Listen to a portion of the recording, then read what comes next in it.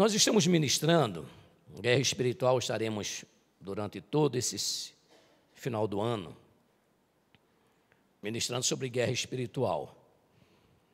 Já há algum tempo eu vinha sentindo no meu coração Deus falando comigo sobre a necessidade de trazer a palavra de conhecimento para a igreja. Paralelamente, Deus me fez fazer um trabalho sobre os livros, o objetivo de cada livro bíblico. E eu comecei com os profetas maiores. Eu estou fazendo esse trabalho. Eu ainda não concluí esse trabalho. Mas para você entender a coerência de Deus, como Deus é muito coerente com as suas coisas, já é essa é a terceira ministração, na segunda ministração sobre guerra espiritual, que no primeiro domingo estava programado, o Papai do Céu nos conduziu em outra direção, Deus tinha seu propósito, e nós falamos no domingo passado sobre a escolha, né? Até colocamos um título para o estudo de guerra espiritual, que a escolha é pessoal. Ninguém pode escolher por você, ninguém. Por mais que seu cônjuge te ame e te ame muito, não pode escolher por você. Por mais que você, pai, ame tanto o seu filho, você não pode escolher também pelo seu filho. Estamos falando já de uma fase de jovem, fase da razão, já é a pessoa que escolhe. E a mesma coisa o filho, ele não escolhe pelo pai, o pastor não escolhe pelas ovelhas, a ovelha não escolhe pelo pastor. A escolha é muito pessoal, e o maior exemplo disso foi Jesus Cristo. Ele escolheu esvaziar-se da sua glória, ter forma de homem, enfrentar uma morte, não qualquer morte, a Bíblia fala morte de cruz, para que eu e você pudéssemos ter acesso à presença de Deus. E através dessa escolha, Deus tem colocado nos nossos corações de trazer a palavra de conhecimento. E antes de começar propriamente a aula de guerra espiritual, eu quero trazer para você esse objetivo do livro de Isaías.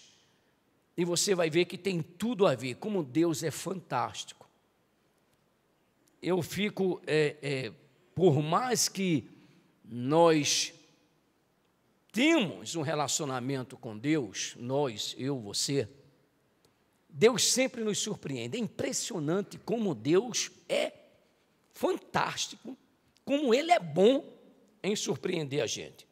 E isso, evidentemente, de forma positiva. E eu comecei o estudo passado falando sobre a necessidade do povo conhecer a Deus, conhecer a palavra do Senhor. E veja o que é que Isaías, esse profeta, considerado um dos maiores profetas do Velho Testamento, esse homem que escreveu o livro por volta de 792 a 722 anos antes de Cristo, ele escreveu o livro de Isaías, e eu coloquei o objetivo desse livro. Claro que eu não tenho a presunção de esgotar o que Deus quer falar através desse livro, até porque a palavra de Deus é viva. Mas dentro de um propósito bem claro para mim, bem definido para mim, eu coloquei um objetivo. Eu queria que você prestasse bem atenção, porque a palavra de Deus é para mim, é para você. Qual o objetivo do livro de Isaías? Quando Deus escolheu Isaías. E eu fico maravilhado com Deus, e eu sempre falei isso, e repito, Deus está pouco ligando o seu passado. Está pouco ligando o que você fez, ou você deixou de fazer. Deus quer saber o que você vai fazer a partir do momento que você encontra Ele. A partir do momento que você começa a conhecer a Deus, a partir do momento que você ouve a palavra de Deus, aí sim, aí eu poderia dizer, o bicho pega, porque a quem muito é dado, muito será cobrado, não tem conversa. Um dia eu e você compareceremos diante de Deus. Deixa eu ser mais presente para você, para não, só quando eu morrer. Não. A cada momento, dependendo do seu nível de relacionamento com Deus, Deus cobra de você atitudes. Agora, já, nesse momento, não esperando só o nosso encontro com Ele, quando nos faltar fôlego de vida, ou até mesmo o encontro dEle conosco, se Ele vier e ainda tiver vida em nós. Então, nós precisamos entender que a palavra ela tem objetivo, tem propósito. Deus tem propósito com a sua palavra. E o propósito de Deus, por incrível que pareça, Jailson, não é para você, é para mim. O propósito de Deus que tem para você, não é para mim, é para você. O propósito de Deus, ele é pessoal, intransferível. Então, preste bem atenção. Lá por volta de 700 anos antes de Cristo, Deus vê um homem, a amizade dele não era nada legal. A Bíblia diz que o povo que ele habitava, o povo que vivia com ele, os amigos dele, de Isaías, tinha lábios impuros, que nós poderíamos dizer aqui era pessoas pornográficas. Imagina lábios impuros. O que é que não saía da boca dessas pessoas? Palavrões, moralidade, pornografia, só porcaria. E ele também era assim. Isaías era assim. E de repente Deus olha para aquele homem e vê nele um coração verdadeiro, sincero, e abre os céus para Isaías, como nunca tinha aberto para ninguém. E a Bíblia diz que no ano que morreu o rei Uzias, ele viu Deus assentado em alto e sublime trono. Ele viu a glória de Deus. Por isso que eu digo, esquece o teu passado, pensa no futuro que você quer ter, estabelece um padrão hoje, para você viver o melhor de Deus amanhã e para sempre. Deus olha para Isaías, mesmo assim, abre os céus para ele, ele vê a glória de Deus e diz, vou morrer. Como é que alguém pecador como eu, vê a Deus e permanece vivo? Na hora que ele reconheceu isso, a Bíblia diz que Deus enviou um anjo que tirou com antenaz uma brasa do altar e purificou os lábios de Isaías. Isso é que é Deus. Isso é que é Deus. Naquele momento, Deus estava apagando da sua memória, da memória de Deus, do Todo-Poderoso, as transgressões, os pecados, as imoralidades de Isaías. A partir daquele momento, Isaías deixa de pertencer ao império das trevas e Deus transporta ele para o reino do Filho do seu amor. Isso é que é Deus. Isso é que é Deus. Isaías, movido com aquela situação, ouve uma voz de Deus dizendo assim, a quem enviarei? Você vai ver o objetivo do livro. A quem enviarei? A Isaías, diante daquela experiência ímpar. Ninguém tinha proporcionado tamanha alegria para ele. Ninguém tinha proporcionado tamanho gozo para ele. Os prazeres carnais não tinham proporcionado tamanha alegria para ele, como a alegria dele ver a Deus, de ver os céus abertos, de poder ouvir a Deus, de poder falar com Deus. Ele teve uma experiência ímpar na vida dele, uma experiência transformadora na vida dele. Vira aí para teu vizinho e diz, olha, a experiência de Jesus transforma vidas. Transforma. Aí Deus vai dizer assim, eu tenho um povo aí que está perdido. Eu estou parafraseando. E Deus brada do céu, a quem enviarei? Ele não olhou e disse, eu acho melhor, Deus, o Senhor ir lá no templo,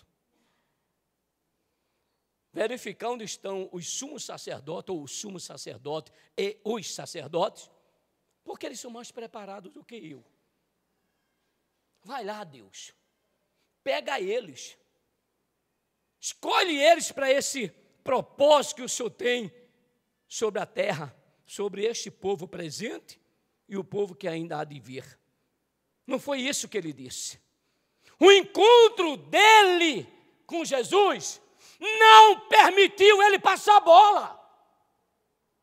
Preste bem atenção que o Espírito Santo quer ministrar no seu coração nesta manhã. Quando Jesus tem um encontro verdadeiro, Rosiane, não permite que você passe a bola para nisso. Quem tem que cobrar o pênalti é você. Esse momento é seu com Deus. Quando você tem um encontro verdadeiro com Deus, não dá para dizer, fala com o pastor. Sabe por quê? Porque o Espírito Santo que habita no pastor, deixa eu melhor dizer, o Espírito Santo que habita em você não está amputado. Ele não falta um braço. Ele não falta uma perna. Ele não falta a cabeça. O mesmo Espírito que habita em você é o mesmo Espírito que habita nos pastores. Então não dá para passar bola. Vira aí para teu vizinho e diz, não dá para passar bola. Sabe por que eu peço para você compartilhar comigo isso? Para você participar deste culto de adoração a Deus. Para não ser um mero ouvinte. Por isso que eu peço para você falar. Então não dá para passar bola. Aí o que é que Isaías disse para Deus? Eis-me aqui, envia-me a mim. Como é que alguém perdido teria esta ousadia de dizer para Deus, pode me enviar para os reis de Israel e de Judá. Pode me enviar, tranquilo. Sabe o que fez isso nele? O impacto da transformação de Deus na vida dele. Ele não quis nem saber o tamanho do abacaxi que ele teria que descascar quando fosse falar com o rei de Israel e dissesse para ele, se converte, abençoado, ou tu vais ser escravizado. Falasse para o povo de Israel, muda o seu pensamento, muda as tuas atitudes, senão vocês vão continuar no cativeiro. Ele estava pouco ligando. Ele queria só saber o que Deus ia falar através da vida dele e ponto. É esse Isaías que eu trouxe um objetivo do livro dele para compartilhar. Claro que você, estudando, vai acrescentar mais alguma coisa. O objetivo do livro de Isaías é deixar claro a mensagem de Deus para Israel, adverti-lo sobre o juízo de Deus, né, por persistirem no pecado e revelar os últimos tratos de Deus com eles na total restauração sob a autoridade de Jesus, o Messias para sempre. Quando eu olhei isso, escrito há 700 anos atrás, antes de Cristo, 2.700 anos atrás, quase 2.800, como essa palavra se aplica nos dias de hoje. Deixar clara a mensagem de Deus para o povo de Deus, advertir o povo de Deus sobre o juízo de Deus por persistirem no pecado. O que é que Deus estava dizendo para Isaías? Isaías, eu sou um justo juiz, não tem como eu não exercer justiça, então vai lá para o meu povo, para que a minha justiça não pese contra eles, fala para eles para se arrependerem dos seus pecados, não persistam nos seus pecados, mude de atitude, dá o teu testemunho de vida, fala para eles quem era tu, e agora quem é você? Essa era a razão de Isaías ter sido escolhido por Deus para falar da total restauração que Deus tinha através da vinda de Jesus Cristo. E hoje nós estamos vivendo essa mesma época. Não a primeira vinda de Jesus, mas a segunda vinda de Jesus, por incrível que pareça, está muito próxima. Jesus está à porta.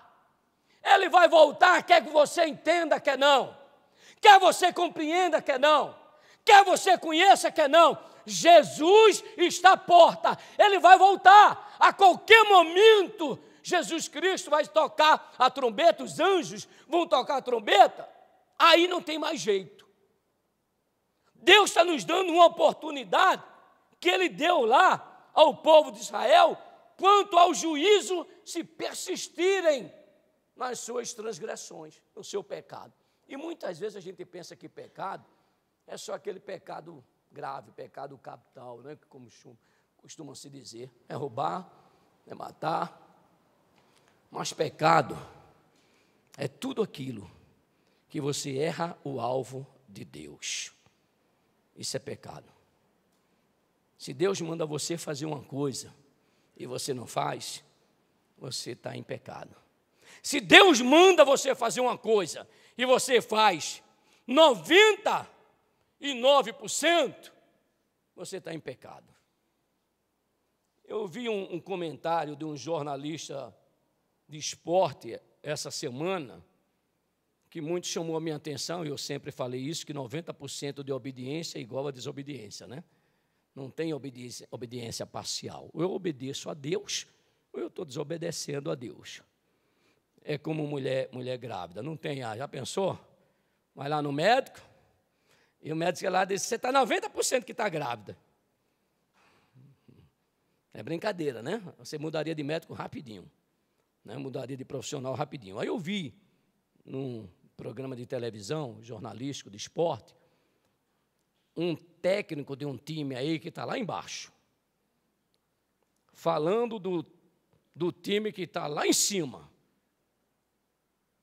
99% para ele ser classificado. Aí o técnico do time lá de baixo chegou e disse assim, 99% não é 100. Eu digo, esse cara é bom. 1% ele tinha ainda de chance para reverter o time dele. Então, 99% de obediência não é obediência, você está se enganando. Eu vou à igreja. Eu dou meus dízimos, minha oferta. Eu até sou líder de uma célula. Eu até sou um evangelista. Sou até um pastor. Se você não estiver obedecendo a Deus 100%, o juízo de Deus, se você não se arrepender, virá sobre você. E não tem nada a ver com palavra de pastor, tem a ver com palavra de Deus. Então Isaías é chamado para isso.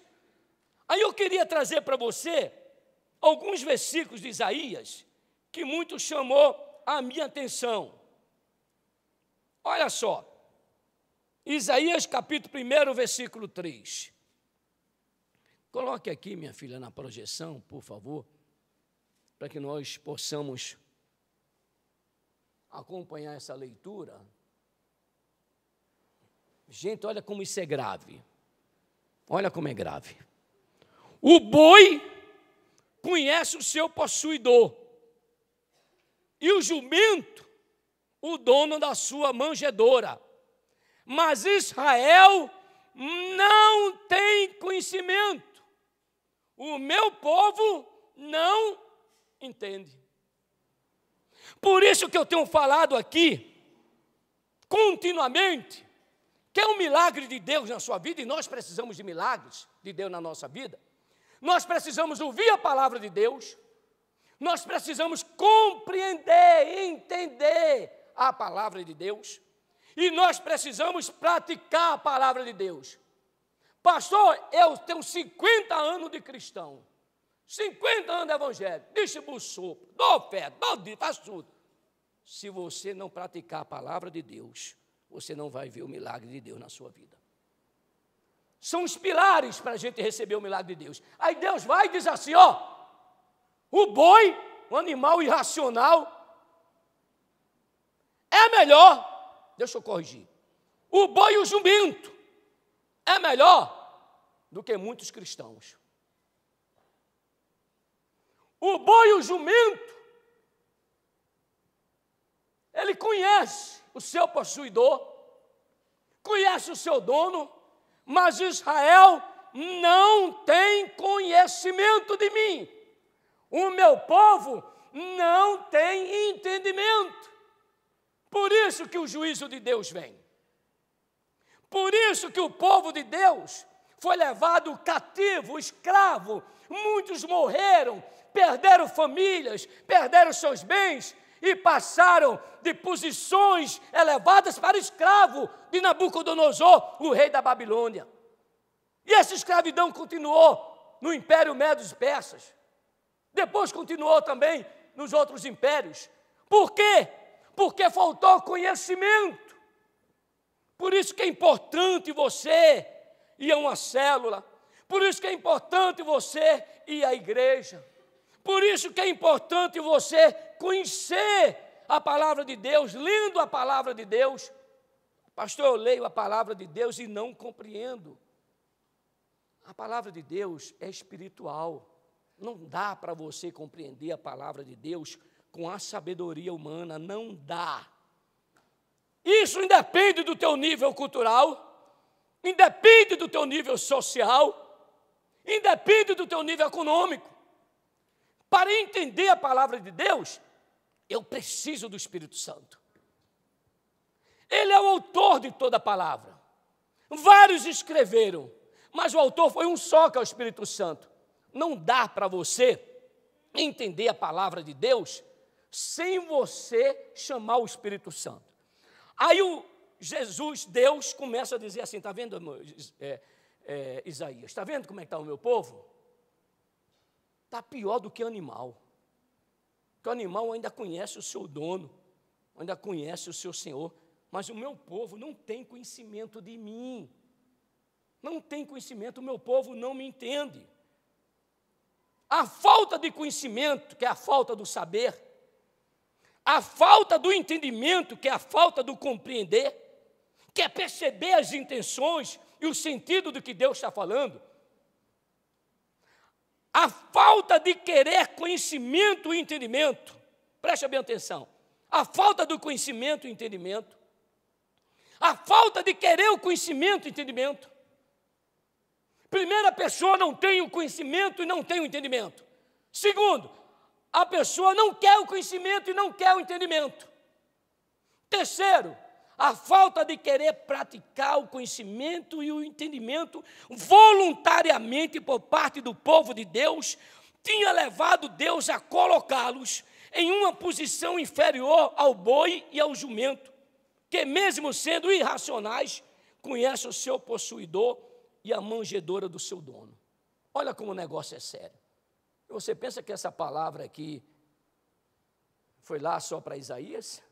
Não, é para mim e para você. Esta palavra é para mim e para você. Olha a seriedade. A falta de conhecimento e entendimento. Não tem ninguém que me ensine. Não tem ninguém que transmita para mim. É uma coisa. A falta de querer o conhecimento. Tem gente que transmita para você o conhecimento e te ajuda a entender a palavra. Na célula tem gente. Na igreja tem gente. Você tem irmãos próximos de você, que se você chamar ele, para ele explicar para você, para levar o conhecimento para você e trazer o entendimento para você, tem. Mas tem gente que não quer o conhecimento, não quer o conhecimento. Não quer, Jailson, o entendimento. Ele não quer. Tem várias igrejas espalhadas em Brasília toda. Mas ele prefere ficar em casa. É impressionante como o diabo, e nós iremos ver aqui, usa esse entendimento errado para que a pessoa não tenha conhecimento. Você não vai entender o que você não conhece. Você precisa primeiro conhecer, para depois você entender. E se você não vem à igreja, como é que você vai conhecer? Como é que você vai entender? Por exemplo, você está sentadinho aí. Esse estudo demorou mais de 8 horas para preparar. 8 horas, no mínimo, mais do que 8 horas esse estudo demorou. Por quê? Porque Deus quer algo. A falta de querer praticar o conhecimento, o entendimento. Eu tenho conhecimento, eu tenho entendimento, mas eu não quero praticar. Opção sua. O juízo vai vir. O juízo vai vir. Não tem conversa, Humberto. Não tem conversa. Deus usou Isaías para dizer para o povo de Israel: arrependa-te. Você sabe o que é se arrepender, meu querido? Você está indo nessa direção, Deus fala um negócio com você, você não vai por aqui assim não, você volta.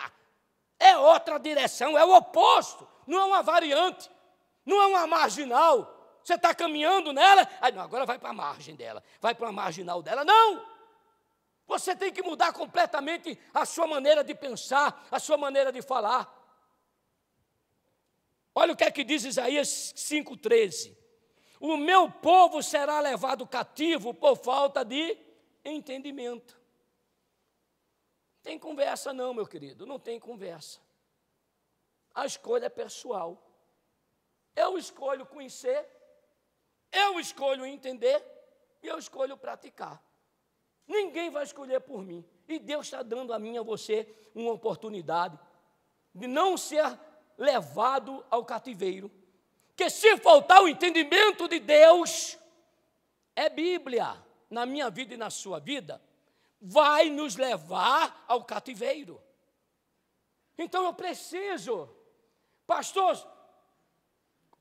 o que é que eu faço para não entrar num cativeiro? Conhecimento e entendimento. Pastor, eu já me lasquei, estou num cativeiro. O que é que eu faço para sair? Conhecimento e entendimento. Se eu conheço e entendo a palavra de Deus, Isaías fala sobre isso. Olha outro que fala também, Oséias, também fala sobre a falta de conhecimento e suas consequências. Oséias capítulo 4, versículo 6, o meu povo foi destruído porque lhe faltou conhecimento. Porque tu rejeitastes o conhecimento, também eu te rejeitarei, para que não sejas sacerdote diante de mim. Visto que esqueceste da lei do teu Deus, também eu me esquecerei de ti. Isso é só uma pequena introdução para você desejar ardentemente conhecer a Deus. Para você desejar ardentemente conhecer a palavra de Deus, para você desejar ardentemente o entendimento e para você praticar esse conhecimento. Então nós iremos falar sobre guerra espiritual. O povo de Deus tinha sido liberto do poder dos egípcios pelo próprio Deus.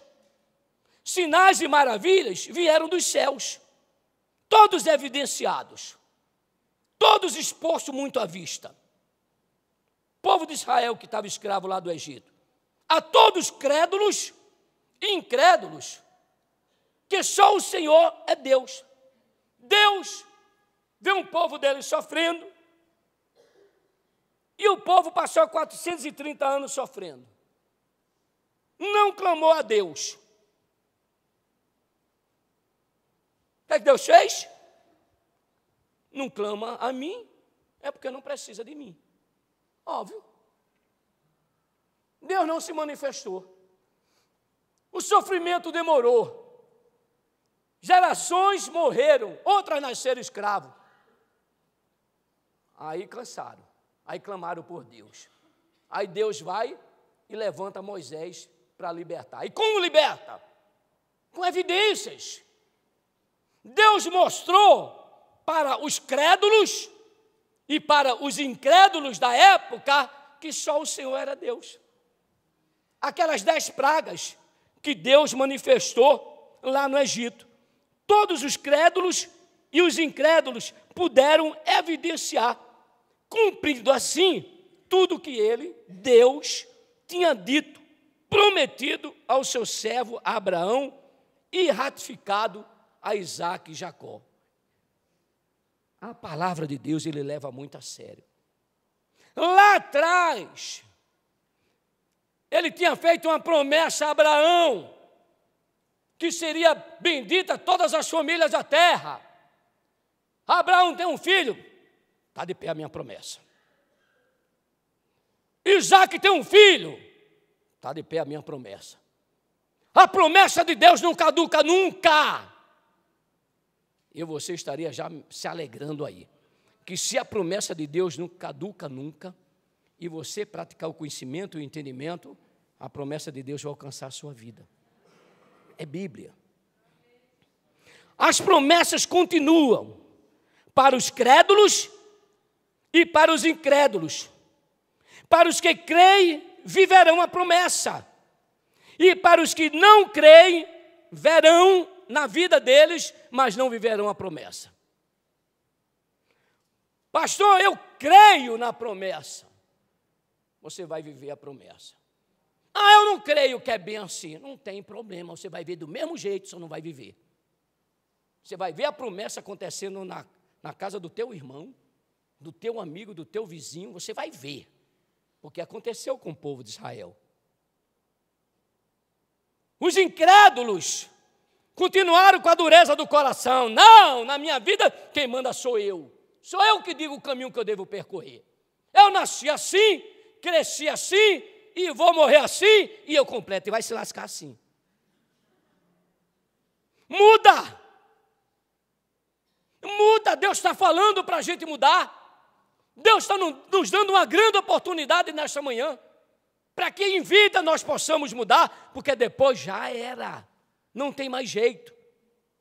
Em Moisés, a promessa de Deus continua, e para a promessa continuar, o confronto foi indispensável. Olha só,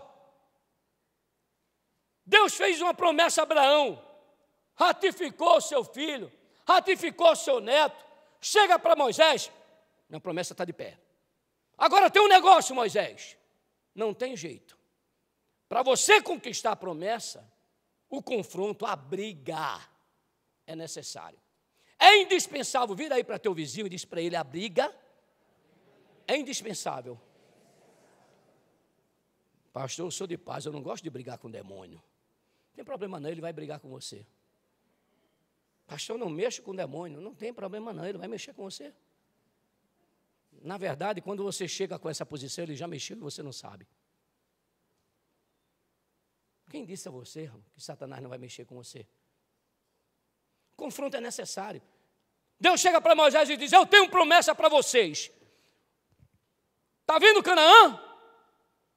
Terra lá é abençoada, é próspera. Ó, terra mana leite e mel. Quem fez a terra fui eu fiz a terra. Então a terra é minha, não é dos filisteus, não é dos cananeus. A terra é minha e eu dou a quem eu quero. A terra é de Deus, o ouro é de Deus, a prata é de Deus. Tudo que existe nessa terra é de Deus. E ele dá o que ele quer. E ele escolheu Moisés e disse, ó, o melhor dessa terra eu estou dando para o meu povo. Agora o confronto é necessário. Você vai ter que brigar, você vai ter que tomar uma posição e lutar para você conquistar as bênçãos. Moisés, a promessa de Deus continua, e para a promessa continuar, a briga, a disputa é obrigatória. Você pode repetir comigo assim, eu viverei as promessas de Deus? Deixa eu subir aqui que eu quero olhar quem está falando isso. Você pode repetir, eu viverei as promessas de Deus? Graças a Deus não vi ninguém com boca fechada. Sabe o que significa dizer? Que você se alistou ou se realistou no exército do Deus vivo, para conquistar as bênçãos que Deus tem para a sua vida, para a sua família, para a sua parentela, para esta nação e para este planeta chamado Terra. Aleluia. Acho que você não entendeu essa grandeza.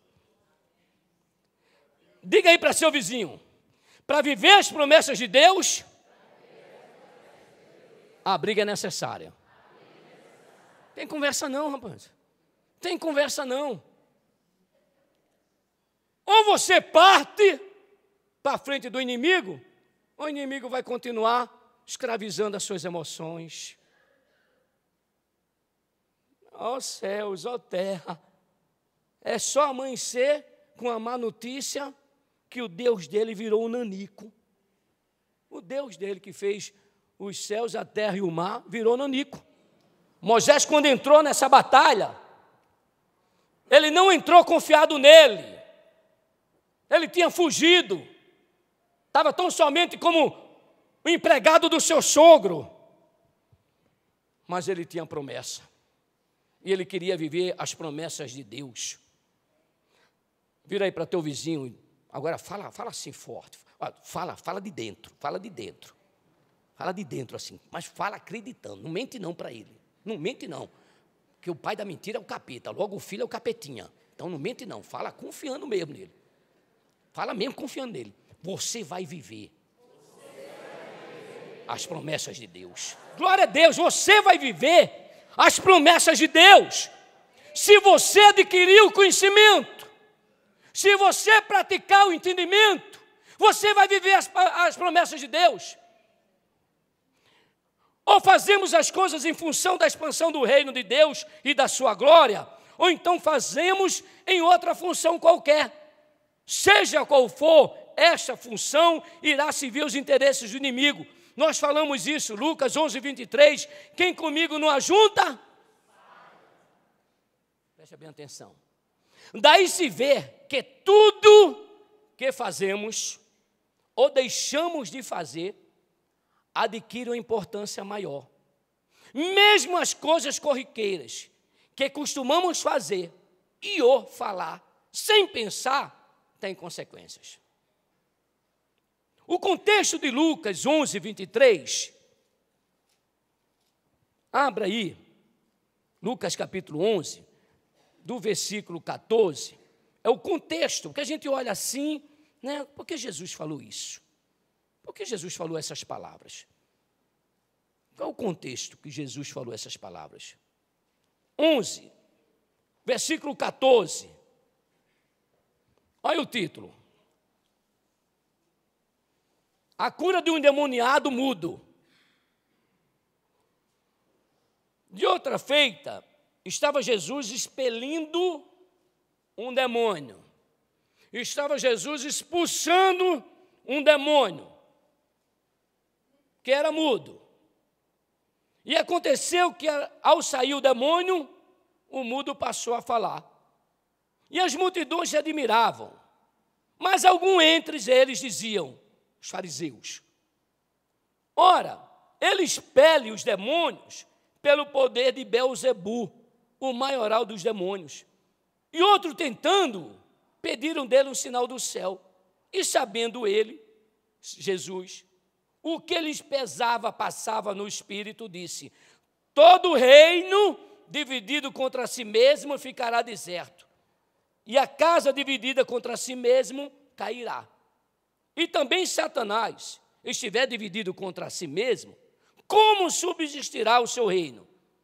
Isso porque dizeis que eu expulso os demônios por Beelzebu. E se eu expulso os demônios por Beelzebu, por que expulso os vossos filhos? Por isso eles mesmos serão os vossos juízes. Se porém, olha que coisa fantástica, essa é fantástico. Se porém eu expulso os demônios pelo dedo de Deus, ou pelo Espírito Santo, que é o sentido figurado, o dedo de Deus, está se referindo pelo Espírito Santo. Se porém eu expulso os demônios pelo dedo de Deus, certamente é chegado o reino de Deus sobre vós.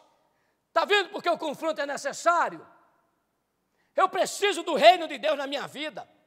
Eu preciso do reino de Deus na minha casa, na minha família. Não tem outra maneira, a briga é necessária, o confronto é necessário. Uma das coisas mais fáceis, é mais fácil você brigar com um demônio do que com um adolescente. Você tem uma ideia. Demônio, você vai lá, lança a palavra, imediatamente os anjos do Senhor, é assim que funciona. Tira a espada da bainha e começa a pelejar por você. E você fica lá só. Mete o cacete nesse safado. Esse desgraçado me fez errar. Esse desgraçado me fez penar. Esse desgraçado me fez ficar escravo vários anos. Jesus mete o cacete nele. É fácil lutar contra demônio. Quando o valente, olha aí, alerta de Jesus, quando o valente bem armado guarda a sua própria casa, ficam em segurança todos os seus bens. Sobrevindo, porém, um mais valente, diga, sou eu. Do que ele, vence e tira-lhe a armadura, em que confiava, ele divide os despojos. Quem não é por mim, olha o contexto. Quem não é por mim é contra mim, quem comigo não ajunta, espalha. Quando o espírito imundo, demônio, sai do homem, anda por lugares áridos, secos, procurando repouso, e não achando, diz, voltarei para a minha casa de onde saí.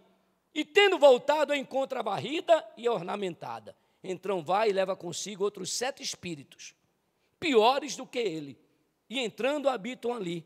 E o último estado daquele homem se torna pior do que o primeiro. Versículo 14.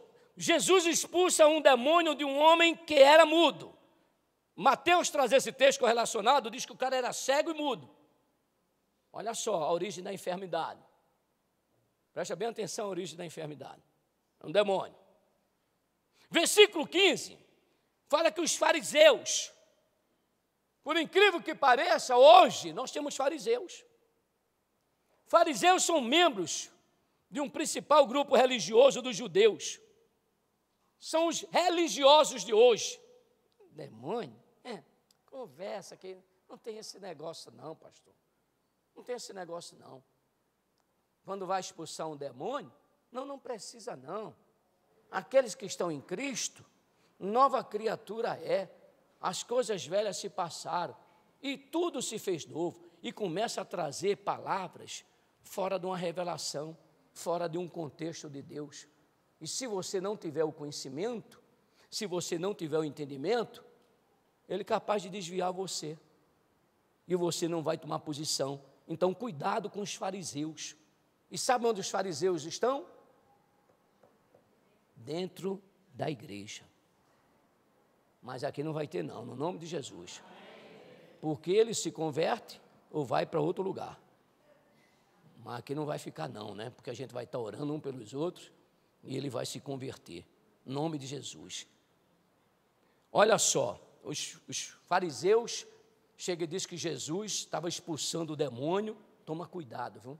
Muito cuidado quando você abrir a sua boca para falar de alguém que está fazendo a obra de Deus. Toma muito cuidado. Jesus estava fazendo a obra do Pai. Os religiosos, por não conhecer, não tinham o entendimento da palavra, porque o conhecimento eles tinham, mas não tinham o entendimento da palavra. Diz que Jesus estava expulsando o demônio por Belzebu, que é um nome dado pelos israelitas a Baal-zebu, príncipe das moscas, o Deus das moscas, o Deus do esterco, Deus do cocô. Olha os demônios como eles são sujos, como são imundos. E muitas vezes nós estamos atribuindo a obra de Deus, a igreja tal está fazendo isso, e a pessoa está lá criticando a igreja A, a igreja B, a igreja C. Cuidado. Uma vez chegaram para Jesus e disseram assim: Jesus, tem um pessoal aí expulsando o demônio, e não é do nosso grupo não, não é da nossa turminha não. Aí Jesus chega: deixa eles, porque quem comigo não ajunta, espalha. Toma cuidado, a partir de hoje, sela a tua boca. Se você não tem um conhecimento, um entendimento, vai buscar de Deus. Mas não abra a sua boca para falar de igreja nenhuma. Deus não te fez juiz. Se um dia Deus te usar para ir para A, para B e para C, para dar uma palavra direta e pessoal, você vai lá e dá a palavra direta e pessoal. Mas enquanto isso, recolha-se a sua posição de servo. E fique esperando o que Deus está falando. Mas não abra a sua boca, porque de repente você está usando a ação do Espírito Santo de Deus e chamado de um Deus do cocô, do esterco. Tu acha que Papai do céu vai passar a mão na tua cabecinha, porque tu ensina batismo, porque tu dá aula de TLC, porque tu prega no púlpito? Vigia, vigia. Versículo 17, traz um alerta muito grande aqui da palavra de Deus. E sabendo ele o que lhe passava pelo Espírito, Jesus, sabendo o que estava no coração deles, dos fariseus, diz assim: todo reino dividido contra si mesmo ficará deserto, e a casa dividida contra si mesmo cairá. Divisão é porta aberta para destruição e queda. Diga comigo, divisão é porta aberta para destruição e queda. Não dá. Se você não quiser cair, se você não quiser ser destruído, sai desse time da divisão. Sai desse time da confusão. Cai fora. Não fique perto dessas pessoas, a não ser que Deus tenha colocado você lá para ser luz para essa pessoa, para ajudar essa pessoa. A sua casa, quer erguer sua casa? É fácil. Diga unidade com concordância. Se você quiser que a igreja cresça, que o reino de Deus cresça, e você faça parte desse crescimento, porque o reino de Deus vai crescer, a igreja vai crescer, quer a gente queira ou não. Mas o bom é a gente fazer parte desse crescimento. Está nesse contexto de Jesus Cristo. Versículo 20. Jesus, ao expulsar o demônio, o que é que ele anuncia? Jesus chega assim para os discípulos e diz: ó, o que é que estão dizendo a respeito de mim? Jesus reúne os discípulos e pergunta: o que é que estão dizendo? O povo aí está dizendo que o senhor é Elias, reencarnou aí Elias. Outros estão dizendo que o senhor é profeta. Pedrão chegou e disse: tu és o Cristo, o Filho do Deus vivo. Presta bem atenção. Toda vez que nós fazemos uma confissão de quem é Cristo, nós recebemos uma promessa. Nós recebemos uma palavra promessa de Deus para a nossa vida. Jesus disse para ele: não foi carne e sangue que te revelou, mas o meu Pai que está nos céus te revelou. Por isso, tu és Pedro, e sobre esta pedra, ele, edificarei a minha igreja, e as portas do inferno não prevalecerão contra ele, contra ela, a igreja. Preste bem atenção. Para uma porta não prevalecer, eu preciso arrebentar, senão ela vai prevalecer. O que é que está fechado na sua vida? O diabo prendeu você na sua vida sentimental. Dá certo seu relacionamento. Só vive brigando, gato, cachorro, você, sua mulher, os filhos. Parece um balaio de siri, um subindo no outro. A minha vida profissional, o diabo prendeu. A minha vida ministerial, o diabo prendeu. Deus tinha um chamado para mim, e eu não vigiei. Um anezinho aqui caiu na casca de banana do diabo. E tá aí, o diabo prendeu. Aí o que é que Jesus disse? Quando você faz a declaração que Ele é o Cristo, Ele disse que as portas do inferno não prevalecerá contra você, ou seja, você vai se levantar na ousadia, você vai se levantar no poder, você vai se levantar no conhecimento, vai se levantar no entendimento, e você vai arrebentar essa porta onde está a sua bênção, onde está a sua vitória. As portas do inferno não vai prevalecer contra você. Será que você pode emprestar sua boca a Deus nesse momento e dizer: as portas do inferno não vai prevalecer contra vocês? Não vai. Não vai, não vai. Pastor, está ruim porque você ainda não tomou posição. Pastor, está ruim porque você ainda não agiu corretamente. Porque Deus não é um homem que minta e nem filho de homem para que se arrependa. Aí ele vai e diz mais: dar-te-ei as chaves, bota lá, meu filho, o versículo aí. Dar-te-ei as chaves do reino dos céus, versículo anterior que estava. O que ligares, ou seja, Deus deu a você a chave. Você anda a pé se você quiser. Você anda pesquisar. Deus está dando uma chave aí, turbinada para você chegar no reino dos céus e abrir a porta para você. Aí Deus diz, todo reino dividido contra si mesmo, não, versículo 20.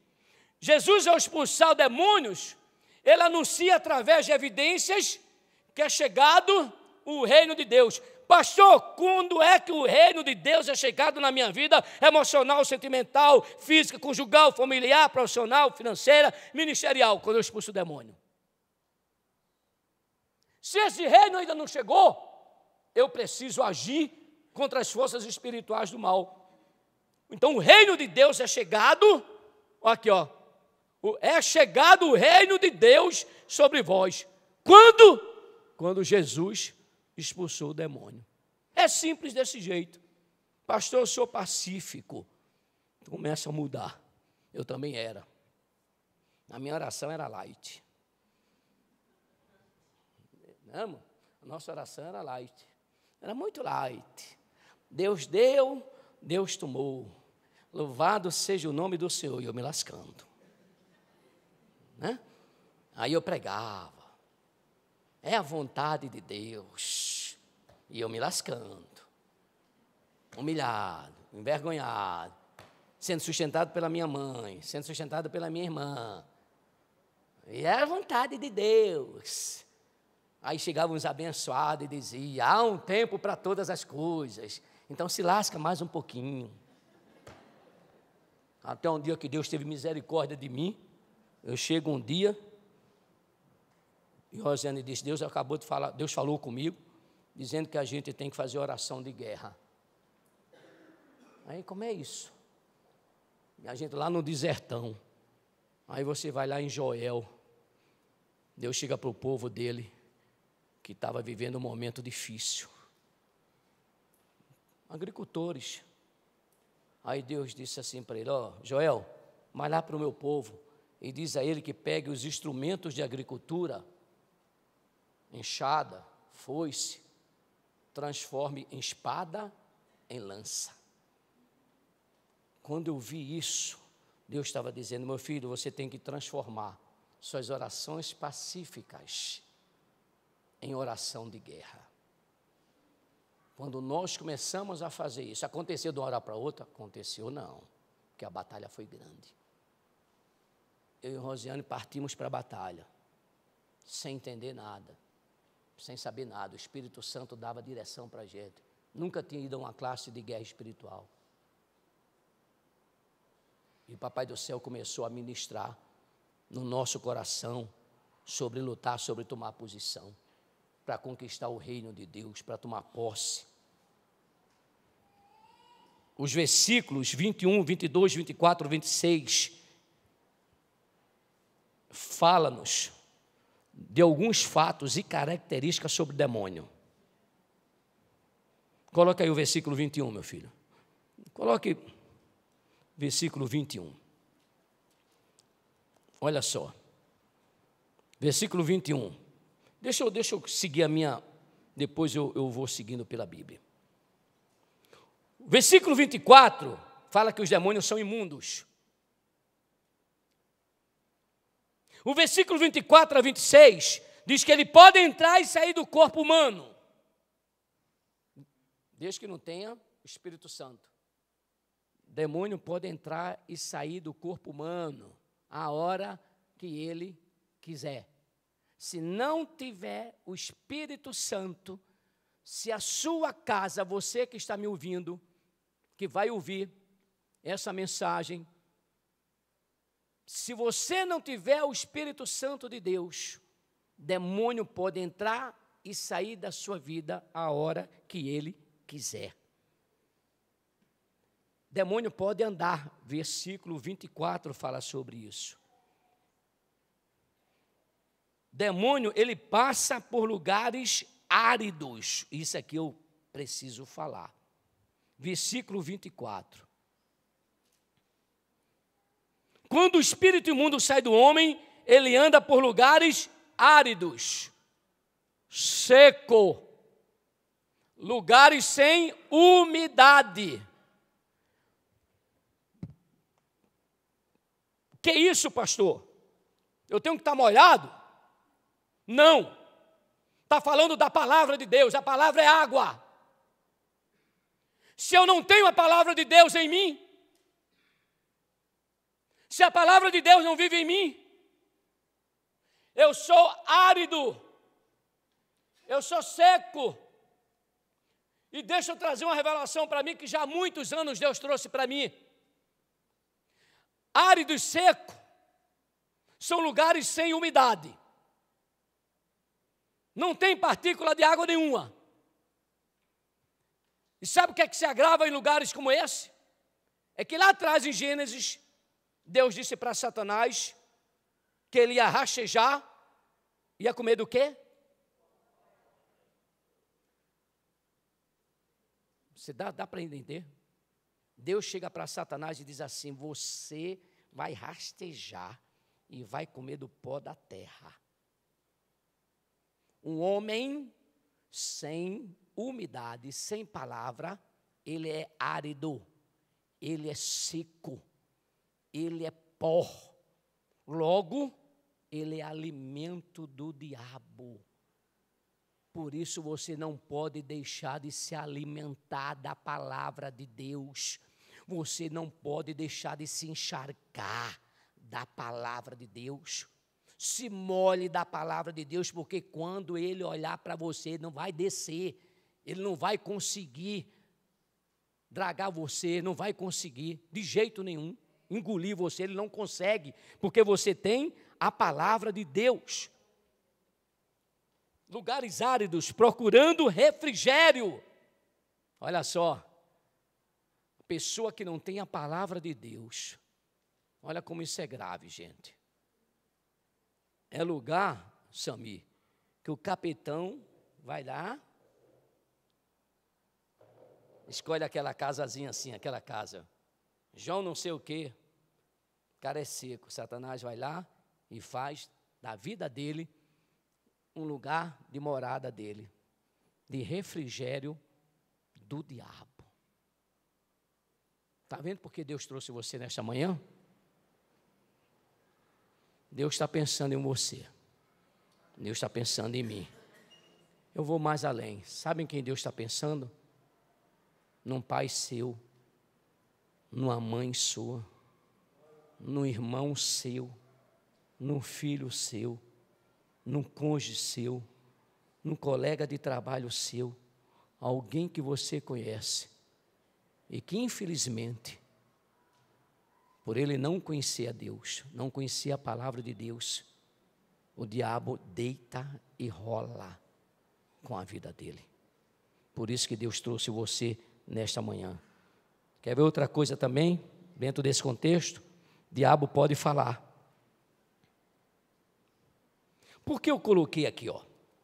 Diabo pode entrar e sair, diabo pode andar, ele pode ir por lugares áridos, ele pode falar, ele pode tomar decisão. Não, eu quero entrar na vida de fulano de tal. E acabou. Se não tiver água, ele entra. Se não tiver o Espírito Santo, ele entra. É Bíblia, meu querido. Ele vai entrar. Ele toma decisão. Eu vou voltar. E chegar lá, a casa estiver arrumadinha, não tiver o Espírito Santo, eu vou novamente entrar na vida dele e ainda vou trazer mais 7 para estar junto comigo. Isso mostra o quê? Que o diabo, ele toma decisão, faz distinção de lugar, ele procura a companhia um dos outros. Capeta, ele tem umas coisas que, por favor, em nome de Jesus, entenda o que eu vou falar. Deixa o Espírito Santo falar para você mais do que as palavras, para depois você não dizer que eu estou falando besteira. Mas tem algumas coisas do capeta que ele copiou do povo de Deus e que nós precisamos refletir isso. Unidade.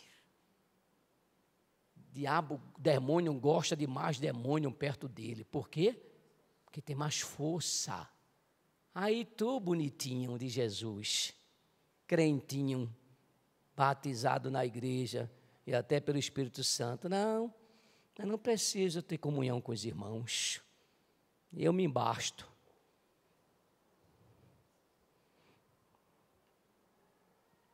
Ele é valente. Versículo 21 diz que o diabo é valente.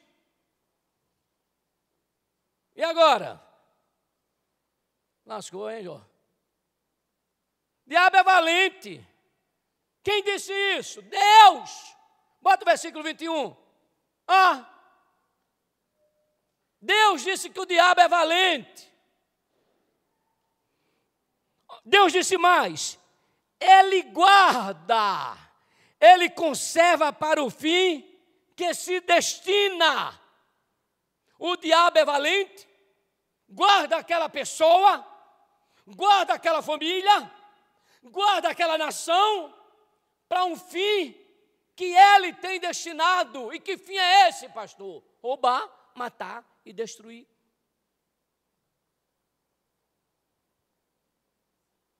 Ele é armado. Coloca aí, meu filho. Ele guarda, ele é bem armado. Os crentinhos de hoje. Deus me perdoe, Jesus me perdoa.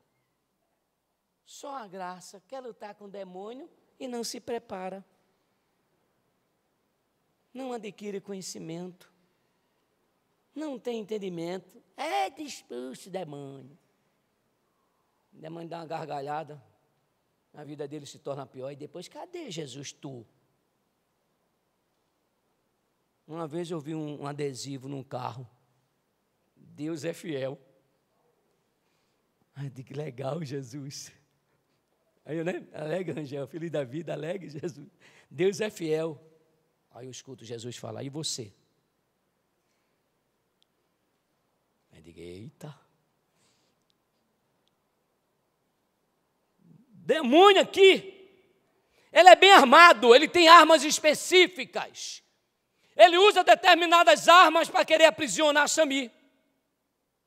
E ele vai usar armas específicas para querer escravizar você. Aí você vai ver, junta vocês dois. Compartilha o teu problema com ele, compartilha o teu problema com ele, você vai ver que é diferente. Ele tem armas específicas.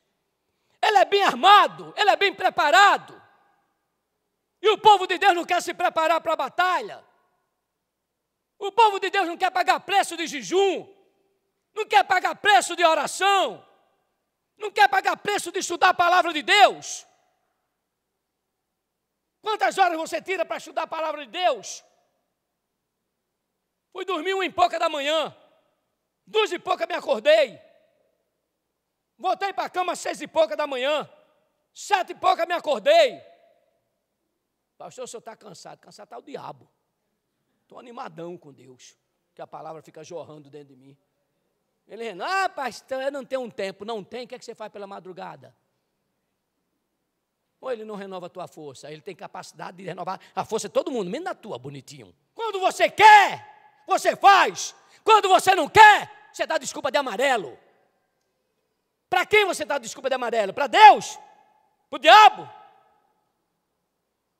Diga, glória a Deus. Deus te trouxe aqui para mudar. Você acha que essa palavra está servindo só para você? Você não tem ideia como essa palavra tem falado comigo. Porque muitas vezes a gente entra no processo de voo automático. Sabe o que é isso automático? Sua vida está bem, né? O piloto, né? Não sei se vocês já viram o piloto andando pela aeronave. Está tudo bem, não tem turbulência.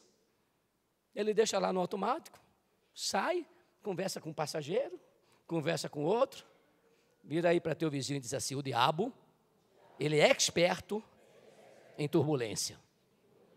Não tem nada de andar com voo automático não, meu querido. Não tem nada que viver no automático não. Você tem que tomar posição. Demônio armado, armas específicas, descontentamento, inveja, maledicência, indisposição, indiferença, rebeldia, prostituição, imoralidade e coisas semelhantes a estas, são armas que o diabo tem e ele usa. E ele pega essa arma, é como se fosse um fuzil diante de você que está desarmado. Qual é o seu poder de reação? Zero. Zero. Mas Deus colocou algo no meu coração e por isso que eu estou demorando hoje de propósito, porque a gente vai destruir essas armas do diabo, no nome de Jesus, e vai ser dentro de poucos minutinhos. O diabo é bem armado, ele tem uma casa,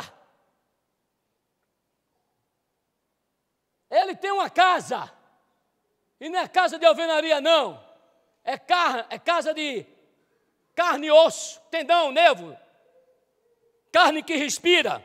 Mas diga assim, se depender de mim, ele vai viver sem teto. Em nome de Jesus. Você não tem ideia do que você está falando. Você não tem ideia do poder dessas palavras. Ele se sente seguro. Ele fica em segurança. Olha só, ele é valente, bem armado. Tu está com um canivetezinho e ele está com a bazuca. Ele guarda a sua própria casa. Aqui eu não saio. Eu não saio do seu pai. Eu não saio da sua mãe. Eu não saio do seu filho. Eu não saio do seu marido. Eu não saio da sua esposa. Eu não saio da sua família. E eu estou armado. E você? E você? Vai tirar ele de mim? Aí, guarda a sua própria casa. Fica em segurança. Para ele, todas essas pessoas que ele domina. Fica em segurança para ele. Ele tem um domínio sobre isso.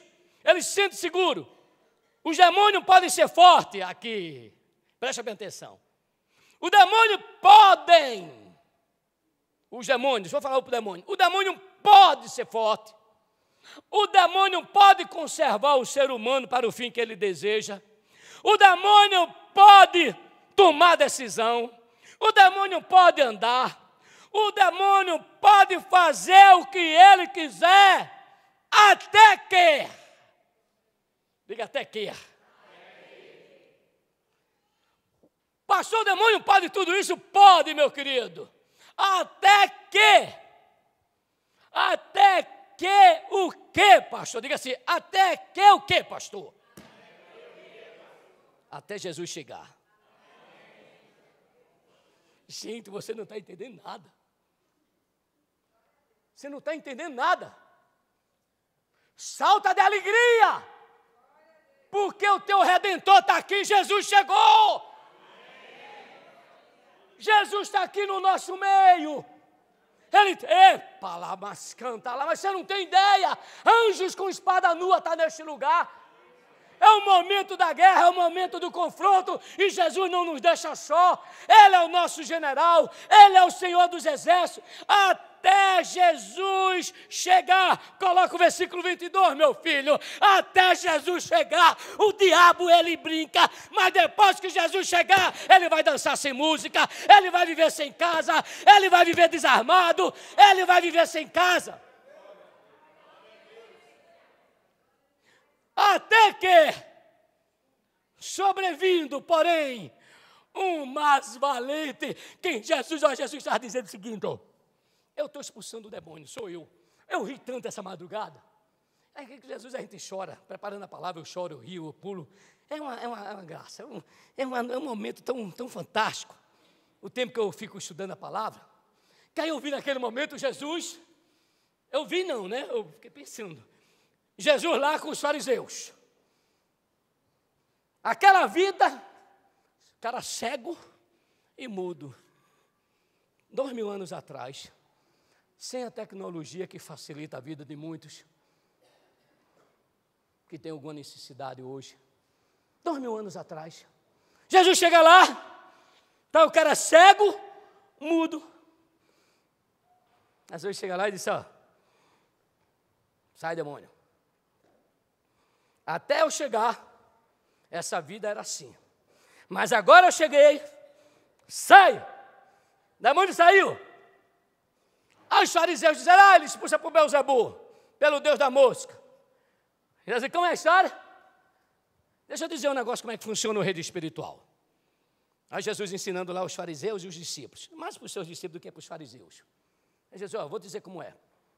Aí o valente, bem armado, ele guarda a sua casa, ele vai e diz, vou voltar. ele traz outros demônios, ele faz tudo isso. Aquele que eu comentei aqui há pouco tempo, ele faz tudo isso. Só que tem um negócio. Quando o mais valente, eu fiquei pensando em Jesus. Jesus, se fosse nordestino, ele falava isso para o pessoal. Né? Ele falava isso assim, eu cheguei. E quando eu chego, o mais valente chega. Olha, sobrevindo, vem sobre. Porém, o mais valente do que ele, vence-o, tira a armadura em que confiava e faz o quê? O que é que estava preso que o diabo prendeu o seu? Cadê o